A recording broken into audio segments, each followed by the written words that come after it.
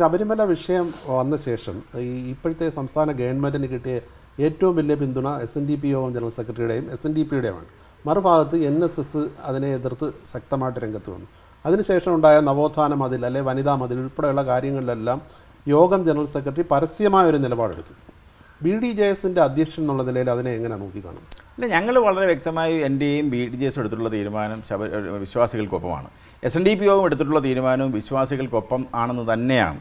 ഒരു കാരണവശാലും ആചാരങ്ങൾക്കെതിരാണെന്ന് SNDP യോഗം ജനറൽ സെക്രട്ടറി പറഞ്ഞിട്ടില്ല, SNDP യോഗവും പറഞ്ഞിട്ടില്ല.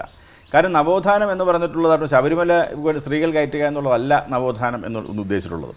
അതിന് ഞങ്ങൾ വളരെ വ്യക്തമായി ശബരിമലയിൽ സ്ത്രീകൾ കയറുന്നതിനെ വളരെ വ്യക്തമായി തന്നെയാണ് BDJS എതിർത്തിട്ടുള്ളത്.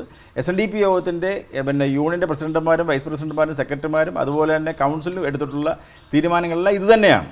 പക്ഷേ അനാചാരങ്ങളായിട്ടുള്ള ആചാരങ്ങളിൽ ചിലത് ലംഘിക്കാനുള്ളതാണെന്നും ജനറൽ സെക്രട്ടറി പറഞ്ഞു. അല്ല, ആചാരങ്ങൾ ചിലത് ലംഘിക്കുക, അത് ലംഘിക്കേണ്ട ആചാരങ്ങളുണ്ട്, അനാചാരങ്ങളും ആചാരങ്ങളും ഉണ്ടല്ലോ, രണ്ടും രണ്ടായി കാണാൻ കഴിയണം. പക്ഷേ വനിതാ മതിലിൽ പങ്കെടുത്തപ്പോൾ സ്വാഭാവികമായിട്ട് ഇടതുമുന്നണി മുന്നോട്ട് വെച്ച ഒരു നയത്തെ പിന്തുണയ്ക്കുകയാണെന്ന് വേണം. അല്ലേ, അന്ന് ഞങ്ങളോട് അത് ആ ലാസ്റ്റ് നിമിഷം വരെ പറഞ്ഞിട്ടില്ല, അത് ഒരു കാരണം അത് ശബരിമലയ്ക്കെതിരാണെന്ന് പറഞ്ഞിട്ടില്ല.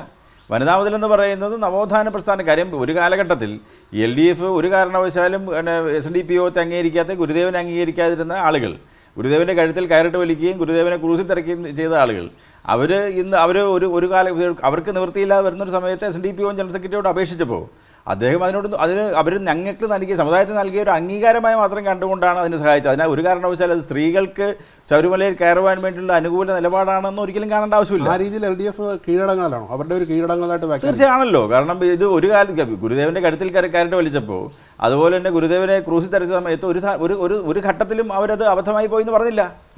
പക്ഷേ ഇത് മറ്റൊരു ഘട്ടത്തിൽ നിവൃത്തിയില്ലാതെ വന്നപ്പോൾ അവർക്ക് അങ്ങനെ ചെയ്യേണ്ടേ വന്നു.